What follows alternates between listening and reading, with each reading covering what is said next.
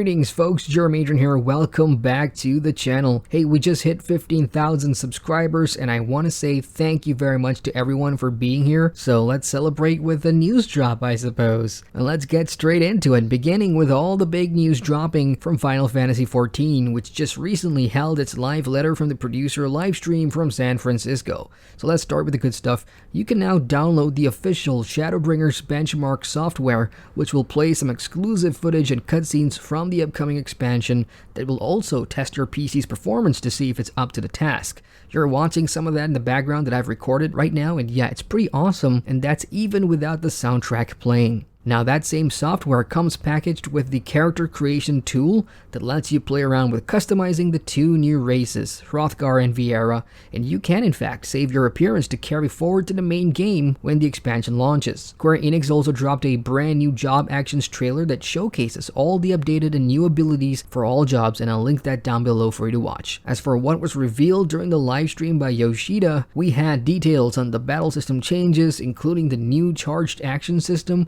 There's updates to the fate system, side quests and role quests, adjustments to job synergy and rebalancing of jobs, and of course various quality of life changes and UI updates as well. And finally, they also announced that the game has surpassed 16 million registered players worldwide, and I would love to know, out of that 16 million, how many actually have an active subscription. Anyway, more details about all the information released here will be rolling out in the coming weeks, so stay tuned and we'll break those down. Moving on now, if you've had your eyes on World of Warcraft Classic, then this past week you and I and everybody else has been trying to get into that stress test Blizzard held, but unfortunately for me, I couldn't make it past the realm selection screen, sadly. The good news for those that missed out the first time is that there will be a second stress test this coming Wednesday, May 29th from 2 to 4 p.m. PDT, where the level cap will be increased to 10, and everyone who was invited to the first test is welcomed back, since Blizzard has acknowledged that there's technical issues and stuff preventing more players from getting onto test. So as a quick PSA, do not delete or uninstall the classic test on your Battle.net just yet, unless of course the same thing happens for the next 3 or so stress tests.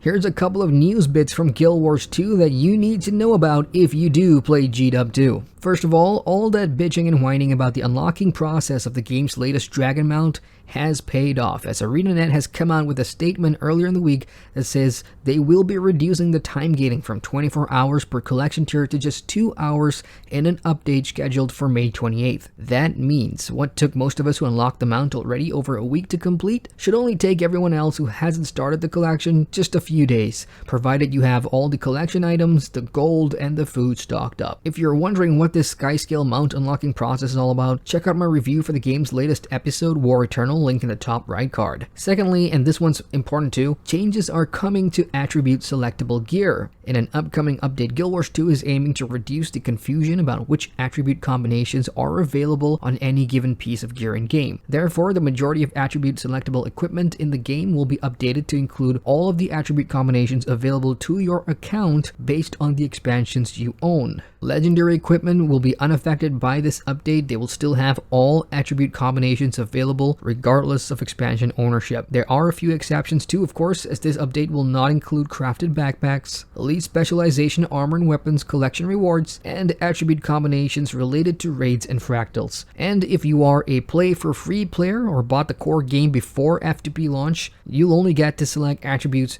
that were released before both the Heart of Thorns and Path of Fire expansions.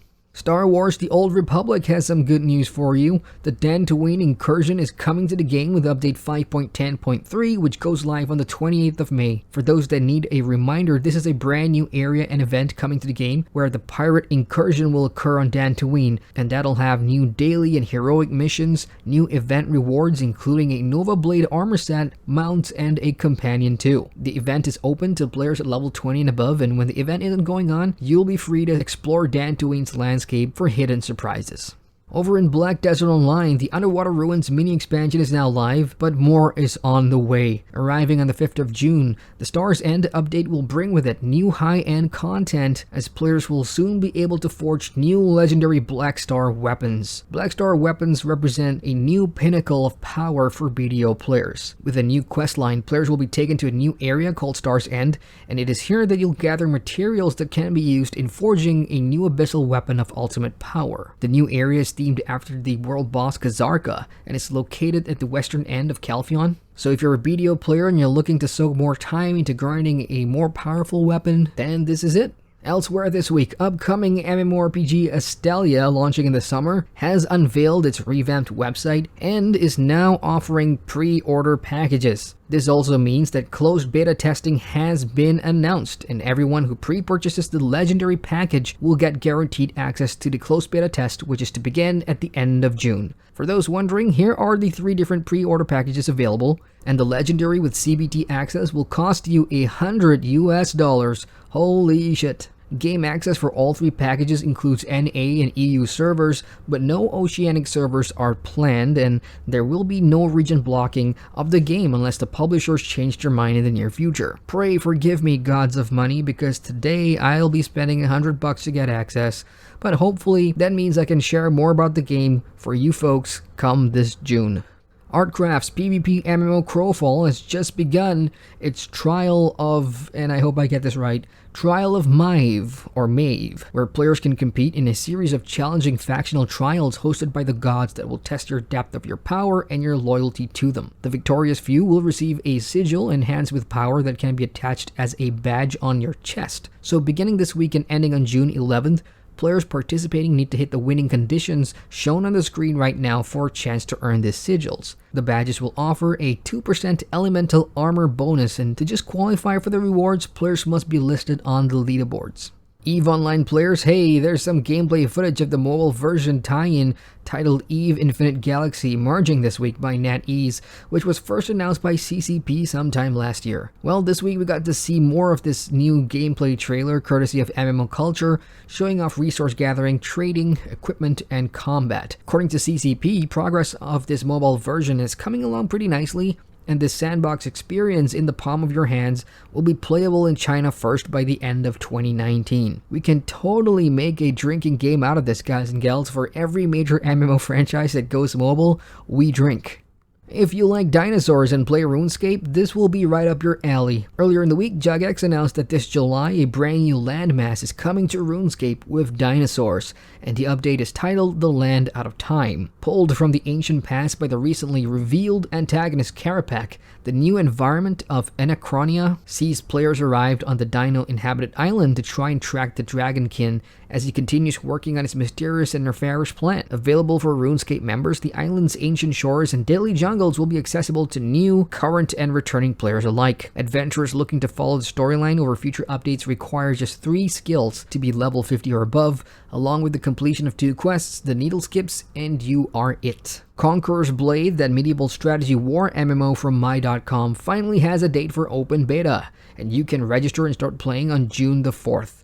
If you've not heard about this game, it's basically a 15 versus 15 third-person PvP game where your character controls squads of armies, and you'll have your own set of skills based on your class too. And there are side quests and other character and gear progression like any normal MMO out there, except it's not like any normal MMO out there. This did not start out as free to play. You had to in fact purchase a Founders Pack on Steam or my.com to get access to the CBT, but it will be launching as a free-to-play title later in the year, so if this sounds or looks interesting at all to you, be sure to jump into the open beta this June. And finally, before we wrap up, this is just a quick PSA. I don't usually do this, but for this one, I am not going to keep silent. It's about Wild West Online. If you have not heard about this scam of an MMO, good, not worth your time, move on. If you unfortunately have and backed the game in the past, well, beware. After months and months of silence, no updates and communication whatsoever, they've just updated their social media pages after grabbing all the money they received from Wild West Online and just disappearing, and now they're back and seem to be pushing out something called The New Frontier.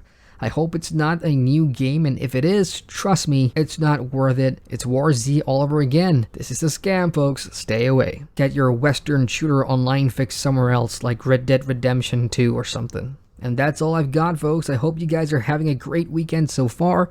Once again, thanks for being here. Hit the like button if you enjoy the content, and feel free to subscribe to the channel for more on MMOs and to get notified on all my latest uploads. Once again, I'm Adrian, and I thank you guys for watching. Hey folks, thanks so much for watching that video. If you guys want to watch more, you can click the subscribe button at the bottom there or somewhere over here. And don't forget to hit that bell to get notified on all my latest videos. So I'll see you guys at the next vid. Take care.